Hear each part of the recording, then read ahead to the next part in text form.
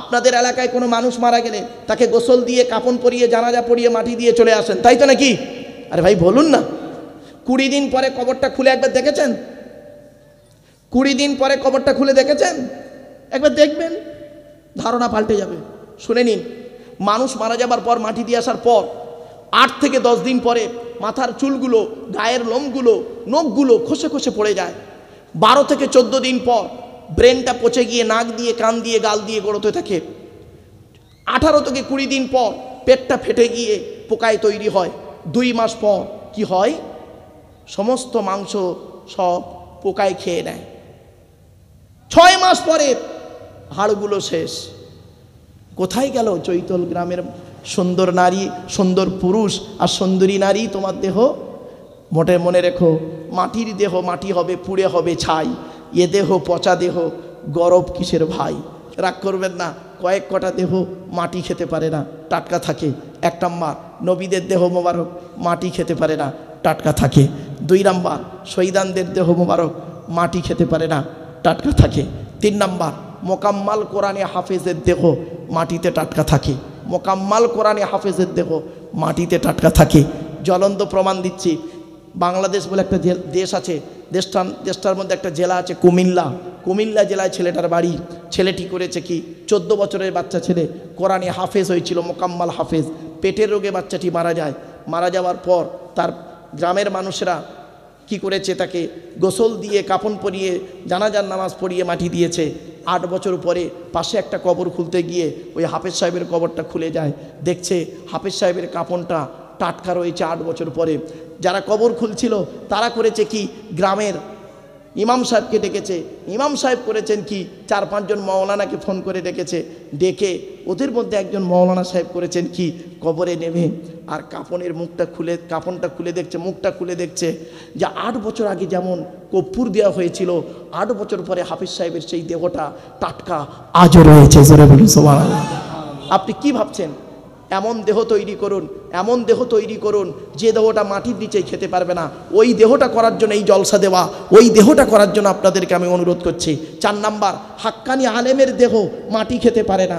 হাক্কানি আলেমের দেহ মাটি খেতে পারে না। রাসূলুল্লাহ বলেছেন, কুন আলিমান, হাক্কানি আলেম হও। হাক্কানি আলেম যদি হতে না পারো, আও মুতাআল্লিমান, হাক্কানি আলেমের ছাত্র হও, তাও যদি সুযোগ না পাও, আও মুস্তামিয়া, হাক্কানি আলেমদেরকে অনুসরণ করো। এই মুস্তামিয়ান, মনোযোগ সহকারে শোনো, হাক্কানি আলেমরা যেটা বলে। আল্লাহ নবী বলেননি মুসমিয়ান বলেননি, মুস্তামিয়ান বলেছেন। বাপেরা, আলেম উলামারা, ভাইরা যারা এসছেন তারা জানেন, সামিয়া ইয়াসমাউ মানে শোনা, ইস্তামা ইয়াস্তামিউ মানে শোনা। 2 শোনার মধ্যে পার্থক্য আছে। বা ইস্তিফালের খাসিয়াত বা বৈশিষ্ট্য হলো কোনো কাজকে মনোযোগ সহকারে শোনা বা করা। আল্লাহ নবী বললেন, আও মুস্তামিয়ান, হাক্কানি আলেম যদি না হতে পারো, হাক্কানি আলেম যেটা বলেন মনোযোগ সহকারে শ্রবণ করো। তাও যদি সুযোগ না পাও, আও মুহিব্বান, হাক্কানি আলেমদেরকে অন্তর দিয়ে ভালোবাসো। ওয়ালা তাকুন খামিসান ফাতুহলিকু, 5 নাম্বারটা হতে যাও না, তাহলে ক্ষতিগ্রস্ত হয়ে যাবে। এজন্য আপনাদেরকে বলে যাচ্ছি, হাক্কানি আলেমের দেহ মাটি খেতে পারে না, টাটকা থাকে। এবারে আসছি 5 নাম্বার, মুয়াজ্জিনের দেহ 12 বছর নিঃস্বার্থভাবে যদি কেউ আজান দেয়, ওই দেহ মাটি খেতে পারে না, টাটকা থাকে। 6 নাম্বার হলো কি, হালাল খানেওয়ালা মানুষের দেহ মাটি খেতে পারে না, টাটকা থাকে। এজন্য আপনাদের করজোড়ে বলে যাচ্ছি, প্লাস্টিকের উপরে বসে আছেন, কালকে যদি চোখটা বন্ধ হয়ে যায় প্লাস্টিকের নিচেই চলে যাবেন। আর যাওয়ার পরে যে ঘরটায় থাকবেন সেই ঘরটার নাম হলো কবর। কবর 4টে কথা বলে। 1 নাম্বার, কবর বলে আমি কবর, দরজা জানালা ছাড়া ঘর। দরজা জানালা ছাড়া ঘর। আজকের বাড়িতে গিয়ে দরজা জানালা বন্ধ করে লাইটটা অফ করে 24 ঘন্টা থেকে দেখবেন, তারপরে বুঝতে পারবেন কবর কি জিনিস। 2 নাম্বার, কবর বলে আমি কবর, সাপ বিচে পোকামাকড়ের ঘর। তোর সুন্দর দেহকে খাবার জন্য পর্যাপ্ত পরিমাণ সাপ বিচে পোকামাকড় আমার কাছে প্রস্তুত। শুনে নিন, মানুষকে মারা দেওয়ার পর আপনাদের এলাকায় কোনো মানুষ মারা গেলে তাকে গোসল দিয়ে কাফন পরিয়ে জানাজা পড়িয়ে মাটি দিয়ে চলে আসেন, তাই তো নাকি? আরে ভাই বলুন না, 20 দিন পরে কবরটা খুলে একবার দেখেছেন? 20 দিন পরে কবরটা খুলে দেখেছেন? একবার দেখবেন, ধারণা পাল্টে যাবে। শুনে নিন, মানুষ মারা যাবার পর মাটি দিয়ে আসার পর 8 থেকে 10 দিন পরে মাথার চুলগুলো, গায়ের লোমগুলো, নখগুলো খসে খসে পড়ে যায়। 12 থেকে 14 দিন পর ব্রেনটা পচে গিয়ে নাক দিয়ে, কান দিয়ে, গাল দিয়ে গড়তে থাকে। 18 থেকে 20 দিন পর পেটটা ফেটে গিয়ে পোকায় তৈরি হয়। 2 মাস পর কি হয়? সমস্ত মাংস সব পোকায় খেয়ে নেয়। 6 মাস পরে হাড়গুলো শেষ। কোথায় গেল চৈতল গ্রামের সুন্দর নারী, সুন্দর পুরুষ আর সুন্দরী নারী? তোমার দেহ মোটে মনে রেখো, মাটির দেহ মাটি হবে, পুড়ে হবে ছাই। এ দেহ পচা দেহ, গরব কিসের ভাই? সুতরাং পৃথিবীতে আপনি যেন দেহটাকে সুন্দর রাখুন। শুনে রেখে দিন, কবরে যেন দেহটা টাটকা থাকে। সেই কবরে দেহটা টাটকা রাখতে গেলে পৃথিবীতে কি করবেন সেইটার সাজেশন এরপরই আসছে, চিন্তা নেই, পরের আয়াতেই। তাই আপনাদেরকে একটু এই অ্যাঙ্গেলে দুটো কথা বললাম। চলো 3 নাম্বার কবর বলে আমি কবর কাউকে চিনি না, কাউকে চিনি না। কে মৌলানা মুফতি পীর সাহেব মনি সাহেব মুফতি সাহেব হাই সাহেব গাই সাহেব, কোনো সাহেবকে আমি চিনি না তার আমল ছাড়া। 4 নাম্বার কবর বলে আমি কবর আমার উপরে লাইটিং করতে গেলে, মাজার করতে গেলে টাকা, মানে খুশবু করতে গেলে টাকার প্রয়োজন হয়। আর আমার ভেতরে লাইটিং করতে গেলে, আলোকিত করতে গেলে, খুশবু করতে গেলে নেক আমলের প্রয়োজন হয়। আমার বাপেরা, পৃথিবীতে যে কদিন বেঁচে থাকবেন, মানুষের উপকার করতে না পারলে ক্ষতি করতে যাবেন না। এই অনুরোধ আমি আপনাদের করে যাচ্ছি। মানুষের উপকার করতে না পারলে ক্ষতি করতে যাবেন না। আবার আল্লাহ পাক বলছেন, এত কিছু বলার পরে এবার আল্লাহ কি বলছেন? সেই মানব জাতি, মুসলমানকে আমি ডাকেন আল্লাহ, ইয়া আইয়ুহান নাসু ইন্না ওয়া'দাল্লাহি হাক্কুন ফালা তাগুররান্নাকুমুল হায়াতুদ দুনিয়া ওয়ালা ইয়াগুররান্নাকুম বিল্লাহিল গরুর। নারায়ে তাকবীর, নারায়ে তাকবীর। দুদিন নবী ঐতিহাসিক তাফসীরুল কোরআন মাহফিল, দুদিন নবী ঐতিহাসিক তাফসীরুল কোরআন মাহফিল। নারায়ে তাকবীর। এর বাংলা মানেটা প্রথম শুনুন। এতক্ষণ মানব জাতিকে বলি, আল্লাহ অতগুলো কথা বললো, আমার নিয়ামত অনেক কিছু বলেছে, বলার পর ফের আবার বলছে ইয়া আইয়ুহান নাস, হে মানব জাতি। কোরআন শুধু মুসলমানদের জন্য আসে নাই, মানব জাতির জন্য এসেছে, হুদাল লিন্নাস। আর মুহাম্মদ সাল্লাল্লাহু আলাইহি ওয়াসাল্লাম শুধু মুসলমানদের নবী নয়, এটা মনে রাখবেন। কোরআনে বলা হয়েছে কুল ইয়া আইয়ুহান নাস ইন্নী রাসূলুল্লাহি ইলাইকুম জামিয়া। 9 নম্বর পারা 9 নম্বর পৃষ্ঠা 11 নম্বর লাইন, সূরার নাম সূরা আরাফের মধ্যে আল্লাহ পাক বলে দিয়েছেন। সুতরাং মুহাম্মদ সাল্লাল্লাহু আলাইহি ওয়াসাল্লামকে নিয়ে যে গবেষণা করবে, হিন্দু মুসলিম দেখা দেখি নেই, সেই উন্নতির চরম শিখরে পৌঁছাবে। কোরআন যাকে যে নিয়ে গবেষণা করবে, উন্নতির চরম শিখরে পৌঁছে যাবে। তাই আল্লাহ বললেন ইয়া আইয়ুহান নাস, হে মানব জাতি, ইন্না ওয়াদাল্লাহি হাক্কুন, আল্লাহর ওয়াদা হলো সত্য। আল্লাহর ওয়াদা কি? সত্য। এই ওয়াদা সম্পর্কে যখন আসে, একটা কথা আপনাদের বলে যাচ্ছি, মুনাফিকের নিদর্শন হলো 3টি থেকে 4টি। কটা কটা কটা কটা কটা 3 থেকে 4, 3 থেকে 4 হাদিসে এসেছে। কোনো হাদিসে এসেছে 4টে, কোনো হাদিসে এসেছে 3টে। কি কি শুনে রেখে দিন, চমকে যাবেন, খারাপ সেন্স নেবেন না যেন। 1 নাম্বার নবী বললেন আয়াতুল মুনাফিকিনা সালাসুন, মুনাফিকের নিদর্শন হলো 3টি। ইজা হাদ্দাসা কাযাবা, কথায় কথায় মিথ্যা কথা বলবে, ওই লোকটাও হলো মুনাফিক। কথায় কথায় মিথ্যা কথা বলবে যে লোকটা, ওই লোকটা হবে মুনাফিক। বাবা মুনাফিক কথায় কথায় মিথ্যা কথা যে কত বলেছে তার কোনো ঠিক নেই, কত ওয়াদা করেছে, ওয়াদা খেলাপ করেছে। ওয়াইদা তুমিনা ফাকানা, আমানতকে খেয়ানত করবে। আমানতের ব্যাখ্যা কি জানেন? শুধু টাকা আমানত হয় না, ব্যক্তি আমানত, বস্তু আমানত, টাকা আমানত, কথা আমানত, কতগুলো আমানত হয় দেখুন। আমানত শুধু একটা নয়, খালি আমানতের খেয়ানত মানে আপনারা ভুল বুঝবেন না, আমানত অনেক রকমের হয়। টাকা আমানত, মনে রাখবেন, মনে রাখবেন স্বামীর কাছে স্ত্রী হলো আমানত, ঠিক না বে ঠিক? আবার পিতার কাছে ছেলে হলো আমানত, আবার ছেলের কাছে পিতা হলো আমানত। আমানতের অনেকগুলো ব্যাখ্যা রয়েছে বাপ, সেজন্য আপনাদের ছোট্ট করে দুটো কথা বলে যাচ্ছি। 1 নাম্বার হলো ইজা হাদ্দাসা কাযাবা, কথায় কথায় মিথ্যা কথা বলবে। ওয়াইজা ওয়াদা ফাখলাফা, ওয়াদা করলে খেলাপ করবে। ওয়াইজা তুমিনা ফাখানা, আমানতকে খেয়ানত করবে। আর অন্য হাদিসে এসেছে কি জানেন?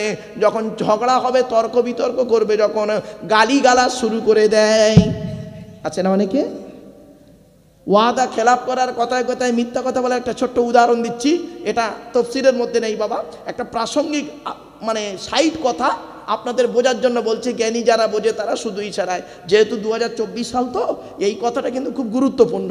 তবে শোনার সাথে সাথে কিন্তু আপনারা আশা করি হেসে ফেলবেন, তবে হাসবেন না, চেষ্টা করবেন হাসাটাকে একটু কম করতে। চলুন, 4 বন্ধু একটা হোটেলে খেতে গেছে, 4 বন্ধু একটা হোটেলে খেতে গেছে, 4 জন খুব টপ র্যাঙ্কের হাইফাই লোক, 4 জন বন্ধু, 1 বন্ধু 4 বন্ধু খেতে গেছে একটা হোটেলে। তা হোটেলের মালিক খুব বুড়ো মানুষ, বেচারা ভালো মানুষ হোটেলের মালিক। তো ভালো মন্দ খেয়েছে হোটেলে, খাওয়ার পরে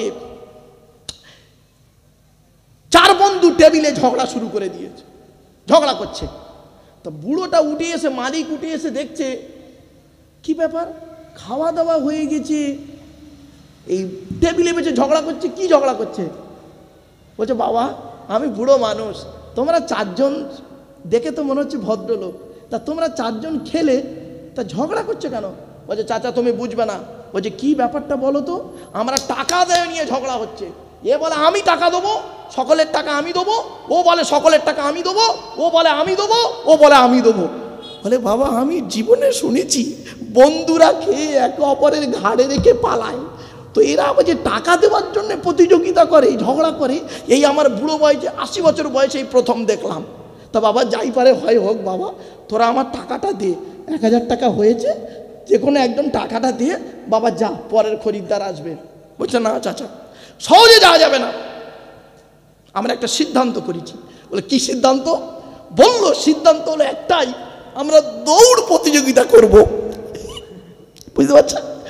আর আপনি দৌড় প্রতিযোগিতায় বাঁশি বাজাবেন, আর যে ছুটে ফার্স্ট হবে সেই টাকা দেবে। চাচার মাথায় হাত, কি আশ্চর্য, দৌড় প্রতিযোগিতা হবে আর আমি বাঁশি বাজাবো? বলে হ্যাঁ চাচা তোমাকেই বাঁশিটা বাজাতে হবে, তুমি ছাড়া বাঁশি বাজাবার যোগ্য লোক এখানে কেউ নেই। তবে তাই হোক। বলে চাচা বাঁশি বাজিয়েছে, ওই 4 বন্ধু দৌড় বেড়েছে ভাই, আজও বাড়ি ফেরে নে, চাচা হোটেলে এখনো পর্যন্ত তাদের অপেক্ষায় আছে। ব্যাখ্যাটা করবো, ব্যাখ্যাটা করবো, এই করবো কি বলো? রাগ করবেন না কেউ? রাগ করবেন না তো? 2024 ভোট আছে, 4 বন্ধু কে বুঝতে পারছেন? হ্যাঁ, আর বাঁশিটা হলো ওই বুড়ো চাচা হলো ভোটার, বুড়ো চাচা হলো ভোটার, ওই টিপটা মারবে, বুঝতে পারছেন না? আর ওই 4 বন্ধু যে ওই যে পালাবে, 4 বছর আর ফিরে আসবে না। আমার বাপেরা জ্ঞানীগুণী বুদ্ধিজীবী মানুষ, বাড়ি থেকে ভাববেন আমি যেহেতু এইসব আলোচনা করি না, তবে একটা প্রাসঙ্গিক কথা এলো তাই আপনাদেরকে একটু ইঙ্গিত দিলাম। আল্লাহ বলছেন ইয়া আইয়ুহান নাস, হে মানব জাতি, ইন্না ওয়াদাল্লাহি হাক্কুন, আল্লাহর ওয়াদা হলো সত্য। আল্লাহ মোমেনদের সঙ্গে যা ওয়াদা করেছে সেই ওয়াদা পূরণ করবেন। মনে রাখবেন কাফেরদের সঙ্গে যে ওয়াদা করেছেন সেই ওয়াদা পূরণ করবেন। শুধু তাই নয়, আল্লাহ পৃথিবীতে যা যা ওয়াদা করেছেন সেই ওয়াদা পূরণ করেছেন, করবেন। সুতরাং আপনিও আল্লাহর সঙ্গে ওয়াদা করেছেন। কি ওয়াদা করেছেন? আল্লাহ বলেছিলেন আলাস্তু বিরব্বিকুম, আমি কি তোদের রব নয়? আমরা সকলেই বলেছিলাম কলু বালা, হ্যাঁ আপনি আমাদের রব। সুতরাং ওয়াদা করেছেন বাপ, আল্লাহর দাসত্ব করুন, গোলামতি করুন। আল্লাহ পাক বলছেন ইন্না ওয়াদাল্লাহি হাক্কুন, আল্লাহর ওয়াদা হলো সত্য, আল্লাহর ওয়াদা হলো সত্য। এরপরে আল্লাহ পাক বলছেন সুতরাং ফালা তাগুররান্নাকুমুল হায়াতুদ দুনিয়া, আল্লাহ পাক বলছেন এই দুনিয়ার জিন্দিগি যেন তোমার ধোকায় না ফেলে। এই দুনিয়ার টাকা পয়সা ধন সম্পদ, দুনিয়ার টাকা পয়সা ধন সম্পদ যেন তোমাকে ধোকায় না ফেলে দেয়। বাপ অনুরোধ করে বলে যাচ্ছি, দুনিয়ার জিন্দিগিটা খুব ধোকা, কয়েকদিনের জন্য বাঁচবেন, কয়েকদিন বাঁচবেন, তাই আপনি করেছেন কি এটা ওটা করে যাচ্ছেন। আর কবরের জন্য কি করেছেন একটু চিন্তা করুন। ওয়ালা ইয়াগুররান্নাকুম বিল্লাহিল গরুর, মনে রাখবেন খবরদার যেন তারা সেই ধোকাবাজগুলো যেন আল্লাহর সঙ্গে তোমাদের ধোকা দিয়ে তোমাদেরকে পৃথক না করে দেয়। তাই আপনাদেরকে ওয়াদা করে বলে যান, ওয়াদা করি বলে যাচ্ছি বাপেরা, শয়তানের ধোকায় পা দেবেন না। এরপরে আল্লাহ বলছেন ইন্নাশ শাইতানা লাকুম আদুবুন, নিশ্চয়ই শয়তান হলো তোমাদের শত্রু। শয়তান আমাদের বন্ধু নয়, শত্রু। আল্লাহ কোরআনে বহু জায়গায় বলেছে ইন্নাহু আদুবুম মুবিন, শয়তান হলো প্রকাশ্য আমাদের শত্রু, দুশমন।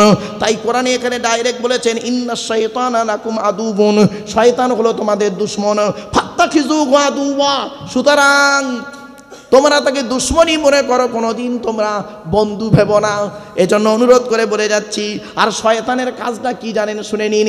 ইন্নামা ইউরিদুশ শাইতানু আন ইউকিয়া বাইনাকুমুল আদাওয়াতা ওয়াল বাগদা ফিল খামরি ওয়াল মাইসিরি ওয়া ইয়াসুদ্দাকুম আন যিকরিল্লাহ। আল্লাহ পাক এই আয়াতের তাফসীর অন্য আয়াত দিয়ে হচ্ছে, আল্লাহ বলছেন শয়তান কি চায় জানো? মদ আর জুয়ার মাধ্যমে শয়তান তোমাদের মাঝে মারামারি লাগিয়ে দিতে চায়। আর কি চায়? ওয়া ইয়াসুদ্দাকুম আন যিকরিল্লাহ, আল্লাহর ইবাদত থেকে শয়তান তোমাকে বাধা সৃষ্টি করতে চায়। আর কি চায়? ওয়ানিস সালাত, নামাজ থেকে শয়তান তোমাকে বাধা সৃষ্টি করতে চায়। তাই আল্লাহ পাক বলছেন ইন্নামা ইয়াদউ হিজবাহু, ওরে শয়তান তার দলই তাকে, শয়তান সবসময় তার দলে ডাকতে চায়। এই হিজবুন মানে দল। কি বললাম বাবা?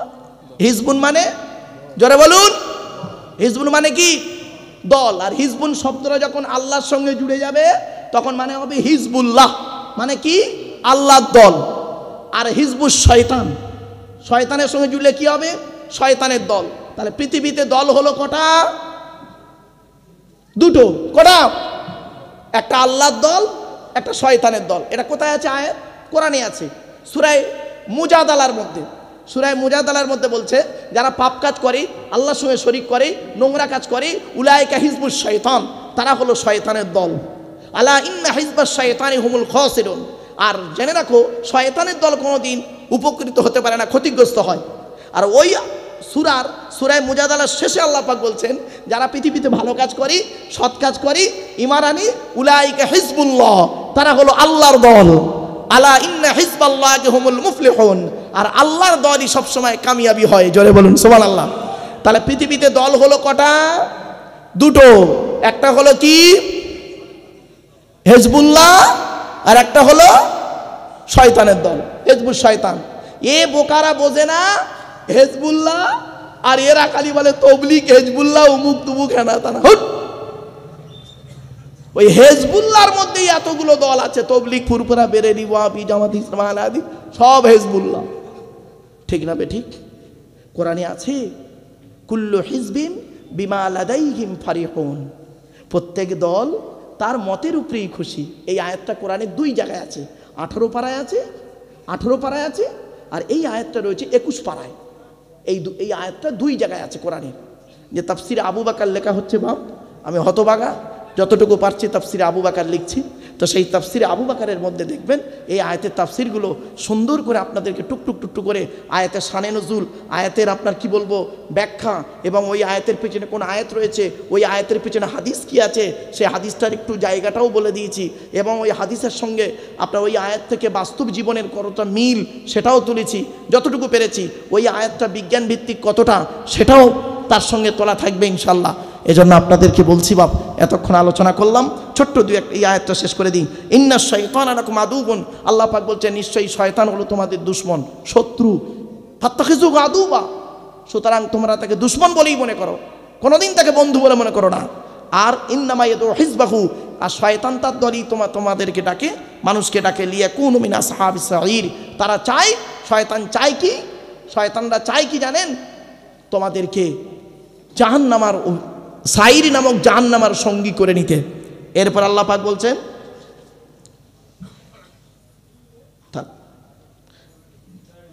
এক মিনিট, শেষ আয়াত, আজকে রুকু এক রুকু হয়ে যাবে। আল্লাযীনা কাফারু লাহুম আযাবুন শাদীদ, আল্লাহ পাক বলছেন যারা কুফরি করে, লাহুম আযাবুন শাদীদ, তাদের জন্য রয়েছে কঠিন কঠিন শাস্তি, কঠিন আযাব। শাদীদ শব্দটা আমার বাপেরা একটা কথা বলে যাচ্ছি, শুনে নিন। শাদীদ, সদীদ আর সাদিদ, সিন দিয়ে সাদিদ মানে সত্য কথা বলা। আল্লাহ পাক বলছেন ইয়া আইয়ুহাল্লাযীনা আমানু তাকুল্লাহা ওয়া কুলু কাওলান সাদীদা, সিন দিয়ে সাদিদ মানে সত্য কথা বলা, শিন দিয়ে সাদিদ মানে শক্ত বা কঠিন, আর সোয়াদ দিয়ে সদিদ মানে পুঁজ আর রক্ত। কোরআনে আছে মে ওয়ারাগি মিম্মা ইন সদিদ, সূরা ইব্রাহিমের মধ্যে আল্লাহ বলছেন জাহান্নামীদের যে খাবার খাওয়ানো হবে সেই খাবারটা হলো মে ওয়ারাগি মিম্মা ইন সদিদ, পুঁজ আর রক্ত মিশ্রিত খাবার। সদিদের বাংলাটা বলে দিচ্ছি, শুনে নিন। সদিদ কাকে বলে? সেই কিতমিরের মতো, মনে রাখুন। আচ্ছা, পুঁজ বোঝেন? পুঁজ, আরে ভাই বলুন না। আচ্ছা, পুঁজের রং কেমন? জোরে বলুন। সাদা। রক্তের রং লাল। আচ্ছা, পুঁজ আর রক্ত মিশ্রিত যেটা হয় সেটা একটু ঘোলাটে মতো হয় না? ওইটার আরবি হলো সদীদ। জাহান্নামীদের এই খাবার খাওয়ানো হবে। এই আয়াত যখন নাজিল হলো, ওই আয়াত যখন নাজিল হয়েছে মি ওয়ারাগ মিম্মা ইন সদীদ, সাহাবীরা হাউ করে কাঁদছে, ঝরঝর করে কাঁদছে। তখন একজন সাহাবী বললেন, ইয়া রাসূলুল্লাহ, আমাদের গায়ে তো ফোঁড়া হয়, ফোঁড়াতে পুঁজ রক্ত হয়, ওই পুঁজ রক্ত কি আমাকে খেতে দেবে? আল্লাহ রাসূল বললেন, জাহান্নামীদের যে পুঁজ রক্ত খেতে দেওয়া হবে, এক বালতি যদি পৃথিবীতে ঢেলে দেওয়া হতো, সারা পৃথিবী দুর্গন্ধময় হয়ে যেত। অনুরোধ করে বলে যাচ্ছি বাপেরা, জীবনে জাহান্নাম থেকে নাজাত পাওয়ার জন্য পৃথিবীতে ওয়ামাই ইউমিন বিল্লাহ 100% ঈমান আনবেন আল্লাহর উপরে, ওয়া ইয়ামাল সলিহাম, ভালো ভালো কাজগুলো করে যাবেন। আল্লাহ বলছেন, মান আমিনা সলিহাম মিন যাকারিন আও উনসা ওয়া হুয়া মুমিনুন ফালানুহিয়ান্নাহু হায়াতান তাইয়্যিবা। আল্লাহ বলছেন, যে ব্যক্তি 100% ঈমান আনবে, ভালো কাজ করবে, বেটা ছেলে হোক আর মেয়ে ছেলে হোক, ওয়া হুয়া মুমিন, সে হলো মুমিন, ফালানুহিয়ান্নাহু হায়াতান তাইয়্যিবা, পৃথিবীতে আমি আল্লাহ তাদের শান্তি সম্মানের সহিত জীবন যাপন করাবো। পরকালে কি দেবে? ইন্নাল্লাযীনা আমানু ওয়া আমিলুস সলিহাত কানাত লাহুম জান্নাতুল ফিরদাউসি নুজুলা। আল্লাহ বলছেন, নিশ্চয়ই যারা 100% ঈমান আনবে আর ভালো ভালো কাজগুলো করবে, তাদের ঠিকানা হলো জান্নাতুল ফিরদাউস। আর যারা কুফরি করবে তাদের অবস্থা কি? আল্লাহ বলছেন, আল্লাযীনা কাফারু লাহুম আযাবুন শাদীদ, যারা কুফরি করবে তাদের জন্য কঠিন আযাব রয়েছে। আর যারা ঈমান আনবে তাদের কি? ওয়াল্লাযীনা আমানু ওয়া আমিলুস সলিহাত, যারা ঈমান এনেছে আর ভালো ভালো কাজগুলো করবে, আল্লাহ বলছেন লাহুম মাগফিরাতু ওয়া আজরুন কাবীর, তাদের জন্য রয়েছে ক্ষমা। পৃথিবীতে যদি তারা কোনো পাপ কাজ করে, আমি আল্লাহ তাদের জীবনের গুনাহগুলো মাফ করে দেব। আর শুধু তাই নয়, ওয়া আজরুন কাবীর, আমি আল্লাহ তাদের জন্য খুব বড় বদলা রেখেছি। জোরে বলুন, সে বড় বদলাটা কি? জান্নাতুল ফেরদাউস। তাই অনুরোধ করে বলে যাচ্ছি, এতক্ষণ আপনাদের কাছে আজকের জাস্ট এই রুকু, এক রুকু 7টা আয়াত হলো, 7টা আয়াত সূরা ফাতিরের 7টা আয়াত, এক রুকু হয়েছে। বুঝতে পারলেন? যে এতক্ষণ আলোচনা করলাম, বাপ ভাষাগত দিক থেকে ত্রুটি হলে ক্ষমা করবেন। ভালো থাকুন, সুস্থ থাকুন, মানুষকে ভালোবাসুন। আমার শায়েখ আপনাদের গ্রামের মানুষ, আপনাদের অনুরোধ করছি, তার কাছে বসে কোরআন হাদিস ইজমা কিয়াস থেকে রাসূলুল্লাহ সুন্নাতগুলো টুকটুক টুকটুক করে একটু শিখে নেবেন। আর আপনাদের অনুরোধ করে যাচ্ছি, মুরব্বীদেরকে শায়েখের কাছে বসে অন্তত কোরআনটা একটু শুদ্ধ করে পড়ে নেবেন। কোরআন প্রতি সপ্তাহে যদি আপনারা শায়েখকে নিয়ে আপনাদের এই মসজিদে অন্তত একটা দিন 1 ঘন্টা করে মাগরিব থেকে এশা যদি কোরআন হাদিস মাসলা মাসাইল শোনেন, দেখবেন 365 দিনে অনেক কিছু শিখতে পারবেন, অনেক কিছু জানতে পারবেন। বাপ, অনেক লাভ হবে আপনাদের। নামাজ পড়ুন, রোজা রাখুন, অর্থ থাকলে হজ করুন, যাকাত আদায় করুন। এতক্ষণ